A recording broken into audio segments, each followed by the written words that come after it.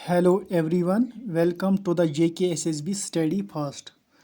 तो आज से हम रीजनिंग पढ़ेंगे। सबसे पहले हम पढ़ेंगे एनालॉजी। तो अगर आप JKSSB की प्रिपरेशन कर रहे हो तो ये वीडियो आपके लिए बहुत ही बेनिफिशियल रहने वाला है। सबसे पहला जो मैंने क्वेश्चन लिया है वो है 4 का रिलेशन 9 से है। तो बताओ 25 का रिलेशन किससे होगा। Option A 49, option B 126, option C 36, option D 51, option E 30 and option F is all of these. हमारे पास एक सिंगल क्वेश्चन है और हमारे पास 6 डिफरेंट आंसर्स हैं। दिए गए 6 ऑप्शंस में से हमें एक करेक्ट ऑप्शन मार्क करना है। तो वीडियो को आप पॉज करें और ये क्वेश्चन सॉल्व करने की कोशिश करें। तो अगर हम देखेंगे ऑप्शन सी, तो अगर हम ऑप्शन सी देखेंगे, हमें पता है 2 का स्क्वायर 4 है, 3 का स्क्वायर 9। सिमिलरली 5 का स्क्वायर 25, 5 का स्क्वायर 25, 6 का स्क्वायर 36।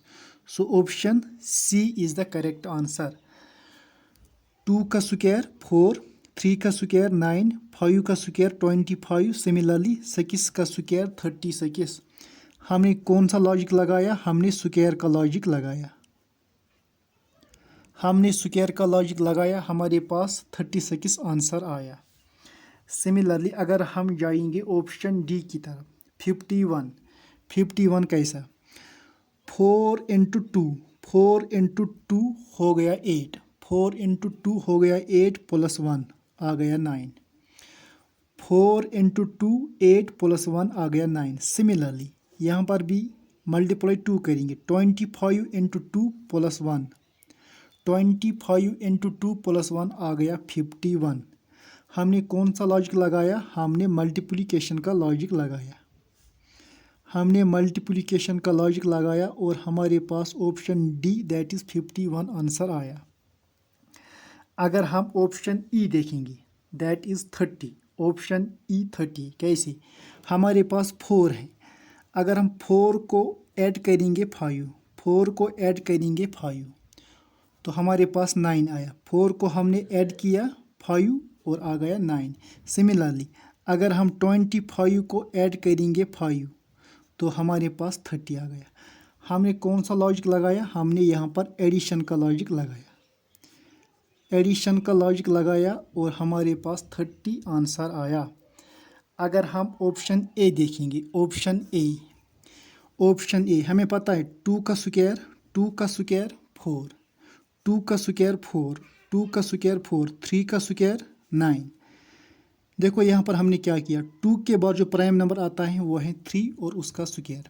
हमें पता है 25 5 का स्क्वायर है, 5 के बाद कौन सा प्राइम नंबर आता है वो है 7, 7 का स्क्वायर 49। हमने कौन सा लॉजिक लगाया? प्राइम का लॉजिक लगाया। हमारे पास 49 आंसर करेक्ट हो गया। अब बचा हमारे पास 126।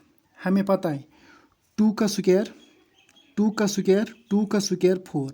सिमिलरली 2 का स्क्वायर 4, 9 कैसे?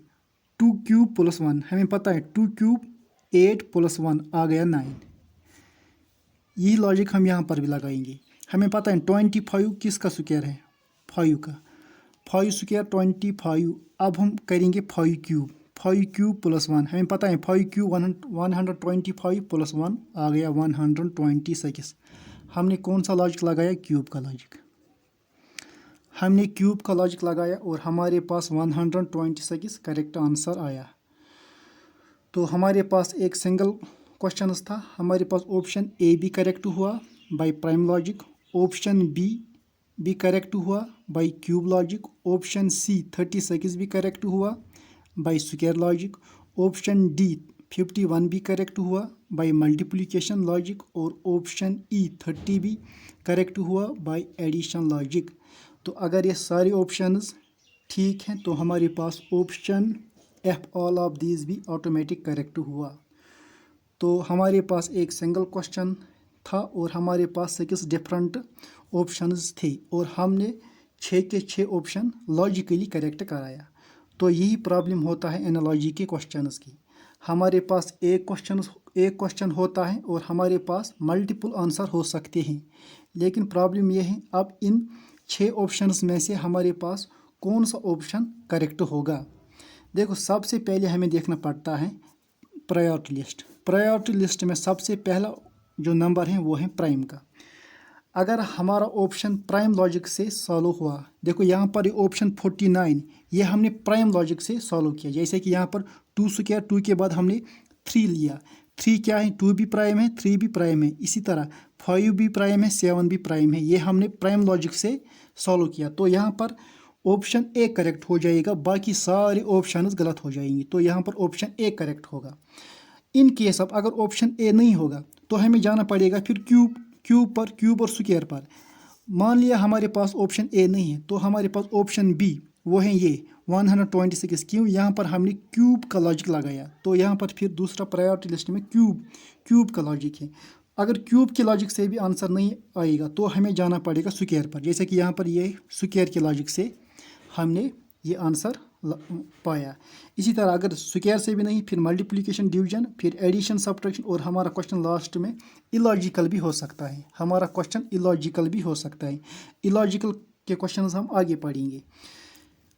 प्राइम के लॉजिक से हमें 2 to 3% क्वेश्चन सॉल्व हो जाएंगे। सिमिलरली इलॉजिकल क्वेश्चन भी 2 to 3% ही होगा। बाकी सारे cube, square, multiplication, division, addition और सब्ट्रैक्शन से सॉल्व हो जाएगा। ये था क्वेश्चन नंबर 1। होप ये क्वेश्चन आपको समझ आया होगा। क्वेश्चन नंबर 2, 6 का रिलेशन 9 से है तो बताओ 10 का रिलेशन किससे होगा। Option A 9, option B 11, option C 15 and option D is 17। तो अगर हम प्रायोरिटी लिस्ट में प्राइम का लॉजिक देखेंगे, प्राइम के लॉजिक से ये क्वेश्चन सॉल्व नहीं होगा। क्यों, 6 भी कंपोजिट हैं, 9 भी कंपोजिट हैं और 10 भी कंपोजिट नंबर हैं। अगर हम देखेंगे क्यूब और स्क्वायर का लॉजिक, क्यूब और स्क्वायर के लॉजिक से भी ये क्वेश्चन सॉल्व नहीं होगा। तो क्यूब और स्क्वायर के बाद प्रायोरिटी लिस्ट में 3rd नंबर पर आता है मल्टीप्लिकेशन। तो अगर हम मल्टीप्लिकेशन के लॉजिक से देखेंगे, देखो हमें पता है 6 into 2 आ गया 12, -3 आ गया 9। 6 into 2 -3 आ गया 9। इसी तरह हम यहाँ पर भी करेंगे 10 into 2 -3, 10 into 2 आ गया 20, -3 आ गया 17। So option D is the correct answer. कैसे, हमने मल्टीप्लिकेशन का लॉजिक लगाया, लेकिन हमने मल्टीप्लिकेशन के साथ साथ यहाँ पर सब्ट्रैक्ट भी किया। जब हम मल्टीप्लिकेशन के साथ साथ सब्ट्रैक्शन या एडिशन करेंगे तो उस लॉजिक को कहते हैं इनडायरेक्ट लॉजिक। तो ये इनडायरेक्ट लॉजिक से आया, ये इनडायरेक्ट लॉजिक से आया। 17 आंसर करेक्ट हुआ। क्यों, हमने मल्टीप्लिकेशन का लॉजिक लगाया, लेकिन कौन सा लॉजिक, इसको कहते हैं इनडायरेक्ट लॉजिक। क्यों, हमने मल्टीप्लिकेशन के साथ यहाँ पर सब्ट्रैक्शन भी किया। लेकिन हमें पता होना चाहिए हम एनालॉजी में 0.5 के साथ भी मल्टीप्लाई कर सकते हैं। कैसे, अगर हम 6 को मल्टीप्लाई करेंगे 6 into 1.5, 6 into 1.5 आ गया 9। सिमिलरली अगर हम यहाँ पर भी मल्टीप्लाई करेंगे 1.5 से तो यहाँ पर 15 आंसर करेक्ट हो जाएगा। लेकिन हमने यहाँ पर डायरेक्ट यहाँ पर हमने मल्टीप्लिकेशन किया। इसको कहते हैं डायरेक्ट लॉजिक, इसको कहते हैं डायरेक्ट लॉजिक। अगर हमारे पास 2 ऑप्शन करेक्ट हैं, एक है डायरेक्ट लॉजिक से और एक है इनडायरेक्ट लॉजिक से, तो हम किस ऑप्शन को फाइनल आंसर मानेंगे। हम डायरेक्ट लॉजिक को प्रेफरेंस देंगे। तो यहाँ पर ऑप्शन सी 15 फाइनल आंसर रहेगा। क्वेश्चन नंबर 3 का रिलेशन 7 से है तो बताओ 9 का रिलेशन किससे होगा। Option A 19, option B 24, option C 21 and option D is 23। तो अगर हम प्रायोरिटी लिस्ट चेक करेंगे, सबसे पहले नंबर पर आता है प्राइम का लॉजिक, लेकिन प्राइम के लॉजिक से ये सॉल्व नहीं होगा। क्यों, क्योंकि 3 is prime, 7 is prime but 9 is composite number. Prime के बाद हम जाएंगे क्यूब और स्क्वायर पर। क्यूब और स्क्वायर के लॉजिक से भी ये क्वेश्चन सॉल्व नहीं होगा, तो हम जाएंगे मल्टीप्लिकेशन के लॉजिक पर। तो अगर हम मल्टीप्लाई करेंगे 3 इंटू 2, 3 इंटू 2 हो गया 6 प्लस 1 आ गया 7। सिमिलरली 9 इंटू 2 18 प्लस 1 आ गया 19। So option A is correct answer. हमने कौन सा लॉजिक लगाया? मल्टीप्लिकेशन का लॉजिक लगाया, लेकिन इस लॉजिक को कहते हैं सेम लॉजिक। सेम लॉजिक कैसे?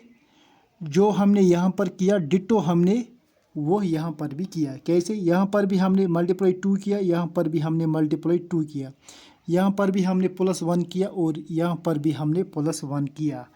इस लॉजिक को कहते हैं सेम लॉजिक। लेकिन अगर हम ऑप्शन बी देखेंगे 24, कैसे?